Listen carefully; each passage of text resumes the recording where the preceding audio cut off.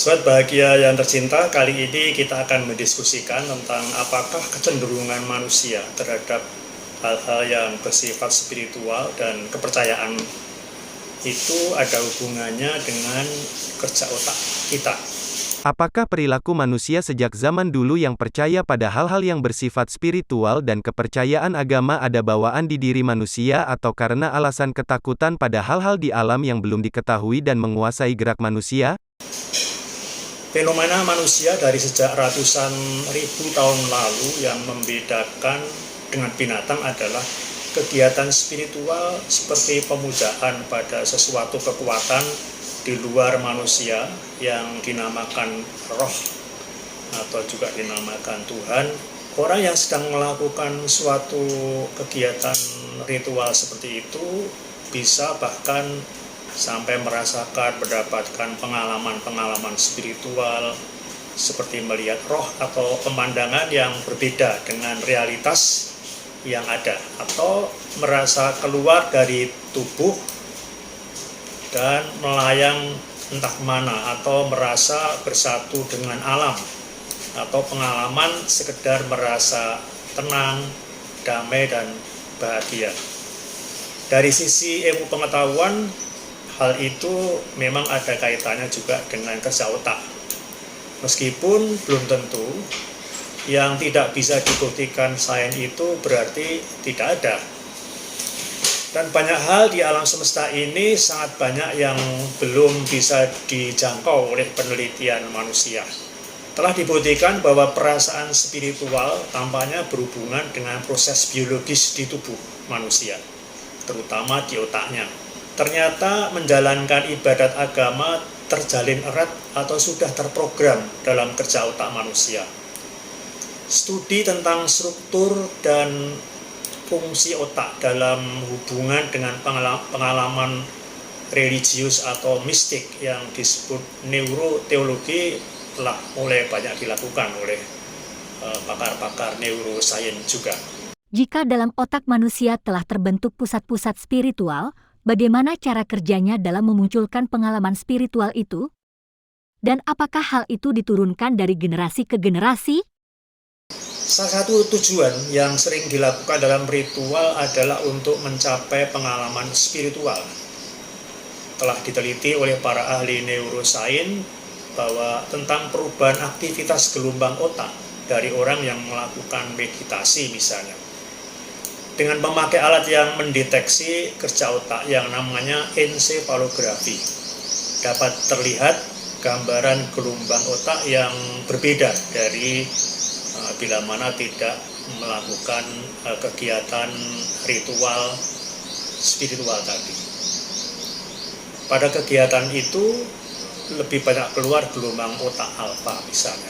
Data neurologis yang dikumpulkan selama aktivitas keagamaan menunjukkan penurunan aktivitas di salah satu lobus di otak yang namanya lobus parietal otak. Padahal bagian otak yang namanya lobus parietal itu bertanggung jawab untuk memproses rangsangan-rangsangan yang bersifat sensorik, yang membantu menciptakan kesadaran bahwa ada rasa diri kita dan bagaimana kita menghubungkan diri dengan dunia luar.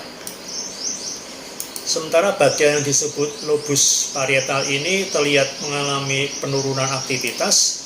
Lobus frontal yang bertanggung jawab untuk pekerjaan otak yang membutuhkan fokus dan konsentrasi itu terlihat meningkat aktivitasnya, karena memang pada waktu melakukan aktivitas ritual tentunya pikiran dari orang yang menjalankannya akan berusaha untuk fokus dan konsentrasi. Kemudian di bagian lain yaitu di lobus temporal juga mengalami peningkatan aktivitasnya. Nah, lobus temporal ini menurut penelitian memang menjadi pusat kegiatan yang berhubungan dengan perasaan dan spiritualitas manusia. Dan ini cocok dengan penelitian yang ada, yang pernah dilakukan, bahwa pada kejadian orang yang mengalami epilepsi lobus temporal sering ditandai orang yang epilepsi itu pada waktu kena serangan epilepsi itu juga mengalami semacam pengalaman religius atau spiritual dan mengalami halusinasi atau mendapatkan gambaran-gambaran atau bayangan-bayangan yang sebetulnya tidak nyata. Tapi halusinasi ini juga sering muncul juga sebagai gejala yang berkaitan dengan penyakit jiwa, gangguan jiwa juga, seperti contohnya yang disebut skizofrenia. Karena pada orang yang dengan gangguan kejiwaan itu memang salah satu cirinya adalah mengalami halusinasi, terjadi produksi hormon dopamin dan serotonin yang tidak normal, sehingga kemudian memunculkan halusinasi tadi. Meskipun tidak berarti bahwa orang yang mengalami halusinasi selalu orang yang tidak normal kerja otaknya. Bisa saja orangnya sangat normal. Kalau kerja otak sebenarnya faktanya merupakan kegiatan yang berupa proses elektrokimia, lalu bagian mana saja yang berperan dalam terjadinya perasaan-perasaan spiritual dan religius yang bersifat abstrak itu? Ternyata gejala halusinasi itu akibat kerja bagian otak yang namanya amigdala. Amigdala inilah yang paling berhubungan dengan pengalaman spiritual, seperti perasaan mengalami hal yang tidak biasanya, semacam keadaan perasaan keluar dari tubuh misalnya, atau dalam pengalaman mistik ya. Ada yang mengatakan dalam bahasa mistik Jawa ada rogoh sukmo ya, atau merasa rohnya keluar dari badan misalnya. Tampaknya manusia memang memiliki kemampuan biologis bawaan untuk melepaskan diri dari realitas yang nyata dan masuk ke dalam perasaan berbeda dengan kejadian sesungguhnya pada pengalaman spiritual yang terjadi itu. Pengalaman para pelaku ritual yang kadang mengalami keadaan yang berbeda dengan realitas yang ada ini, atau merasa mengalami pelepasan diri menuju kepada merasa penyatuan dengan alam semesta. Meskipun pengalaman seperti ini lebih jarang terjadi ya, yang lebih sering pada kegiatan ritual itu adalah pengalaman seperti mengalami rasa tenang, damai, ya, aman. Sudah diteliti oleh para pakar sains bahwa ternyata ada keterlibatan gen tertentu yang bernama VMAT2, yaitu gen ini berpengaruh kepada kegiatan dari atau munculnya atau dirangsanya beberapa hormon-hormon, yaitu hormon dopamin dan serotonin, sehingga terjadi munculnya kerja jaringan saraf tertentu yang memunculkan hormon dopamin dan serotonin tadi, yang berperan dalam pengalaman spiritual seperti itu. Hormon serotonin berperan mengubah persepsi, meningkatkan suasana hati, misalnya dari murung menjadi gembira. Biasanya hormon serotonin ini fungsinya seperti itu ya, membuat munculnya mood dari perasaan kita pada kegiatan sehari-hari. Nah, di dalam kegiatan ini, di dalam kegiatan yang berhubungan dengan spiritual ini, ternyata ada obat juga yang berperan di dalam memunculkan pengalaman-pengalaman yang mirip seperti pengalaman spiritual ini, yaitu psikedelik yang psilosibin misalnya, yang memiliki efek pada kerja hormon serotonin itu dan memunculkan pula pengalaman spiritual. Orang-orang yang mengalami atau mengkonsumsi psilosibin itu merasa mempunyai pengalaman spiritual. Tingkat religiositas dan aspek emosional positif dari pengalaman religius dan spiritual dapat dipicu pula oleh hormon yang namanya hormon dopamin di otak kita. Hormon dopamin ini menimbulkan rasa kenikmatan dan kebahagiaan. Dalam pengalaman spiritual seperti meditasi, itu kadang muncul perasaan bahagia, dan itu memang bisa berasal dari rangsangan pada hormon dopamin ini. Jika fenomena pengalaman spiritual dan perasaan beragama itu semata permainan hormon dan genetik, Berarti apakah keyakinan religius sebenarnya hanya ilusi manusia ataukah ada alasan yang lebih jauh di balik fakta adanya pusat spiritual di otak kita? Bukti-bukti biologis tentang peran otak dalam menimbulkan keyakinan pada kekuatan di luar manusia dan pengalaman spiritual seperti yang saya jelaskan tadi memang bisa memunculkan tanggapan berbeda antara orang yang cenderung ateis dan orang yang tetap mempercayai agama dan Tuhan. Orang yang ateis atau tidak percaya pada agama akan membuat kesimpulan bahwa keberadaan Tuhan dan pengalaman agama sebenarnya hanya ilusi atau khayalan akibat kerja otak belaka. Tapi bagi pemeluk agama, bukti kerja otak yang menimbulkan pengalaman spiritual dan keyakinan pada Tuhan itu malah jadi bisa menjadi bukti bahwa Tuhan memang memberi sarana dalam otak manusia, bahkan sampai menanamkan atau memunculkan, menciptakan gen, sehingga manusia mempunyai kecenderungan untuk mempercayai spiritualitas dan agama, percaya kepada Tuhan. Dalam istilah Islam, keyakinan pada agama adalah fitrah manusia, artinya memang sudah ditanam dalam kodrat manusia. Dan semuanya dipersiapkan untuk kebaikan manusia agar bisa bertahan hidup di dunia ini.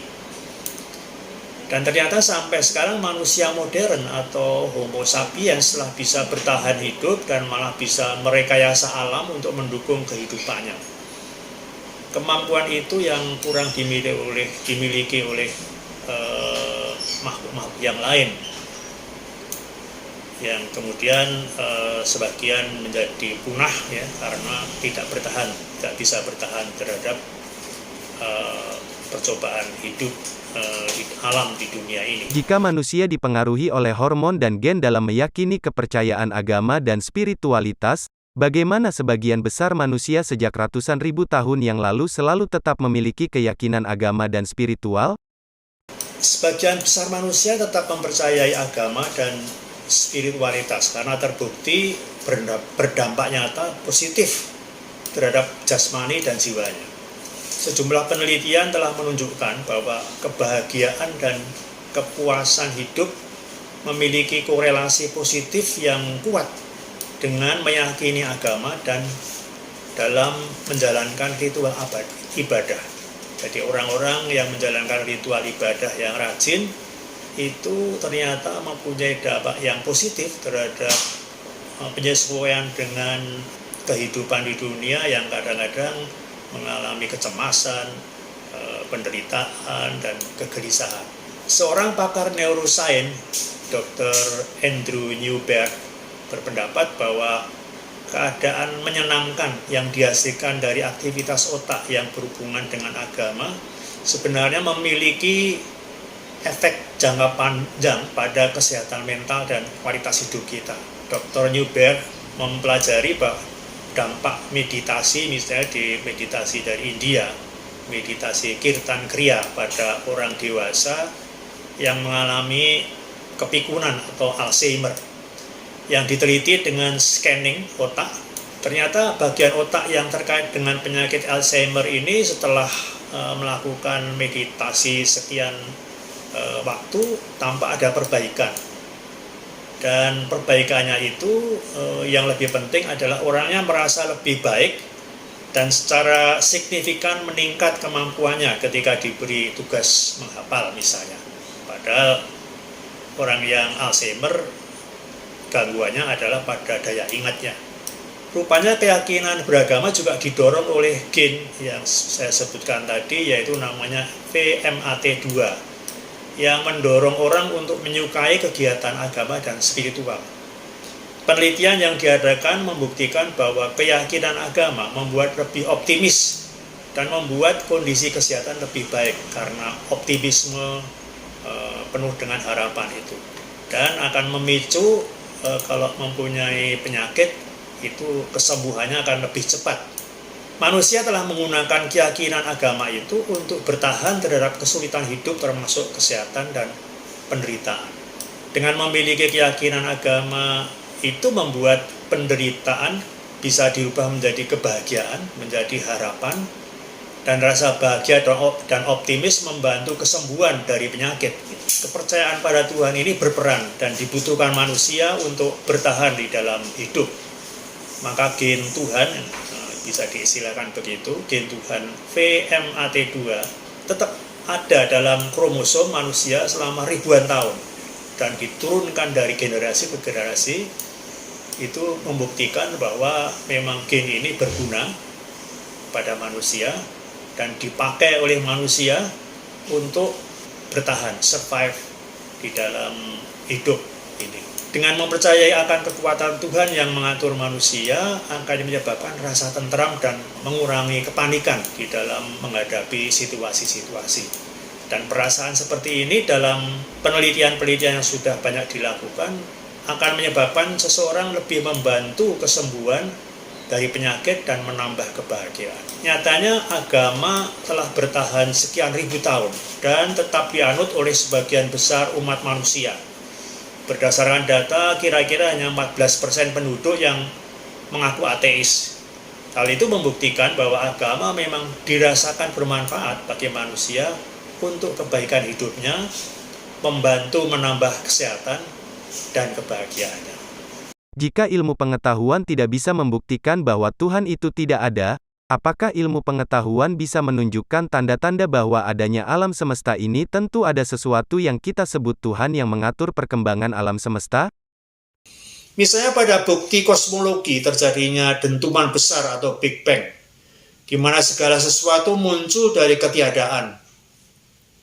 Jika alam semesta muncul pada suatu saat, kita hanya memiliki dua pilihan. Ia muncul tanpa sebab atau ia muncul dengan suatu sebab. Jauh lebih rasional untuk percaya bahwa ada penyebab munculnya keberadaannya. Jika demikian halnya, maka harus disimpulkan ada sesuatu di luar alam semesta yang menjadi penyebab alam semesta ini muncul. Fisikawan Martin Rees mencatat bahwa pertama, alam semesta kita tidak mungkin menjadi terwujud dengan teratur jika tidak mengembang pada tingkat tertentu. Yang kedua, jika Big Bang menghasilkan sedikit perubahan sehingga alam semesta terlalu padat, alam semesta akan tetap gelap tanpa galaksi atau bintang. Yang ketiga, jika gravitasi terlalu kuat akan menghancurkan organisme hidup seukuran manusia dan bintang-bintang akan menjadi kecil dan berumur pendek. Evolusi biologis belum membawa kita pemahaman tentang bagaimana organisme hidup pertama muncul dari benda mati di planet ini dan bagaimana sel makhluk yang canggih pernah muncul dari organisme yang lebih sederhana. Juga tidak menjelaskan salah satu misteri terbesar ilmu pengetahuan. Bagaimana kesadaran muncul pada makhluk hidup. Dari mana kesadaran diri berasal?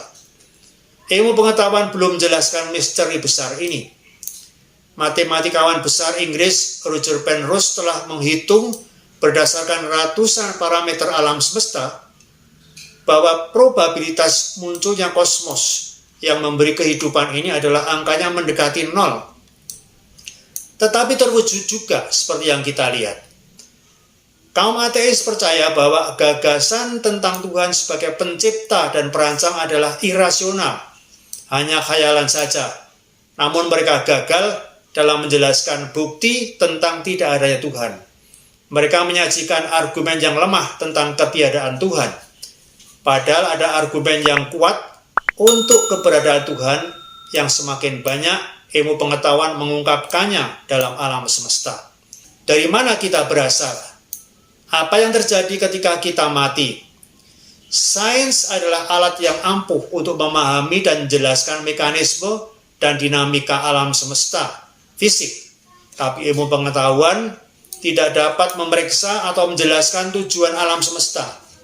Itu adalah pertanyaan yang berada di bawah teologi atau filsafat.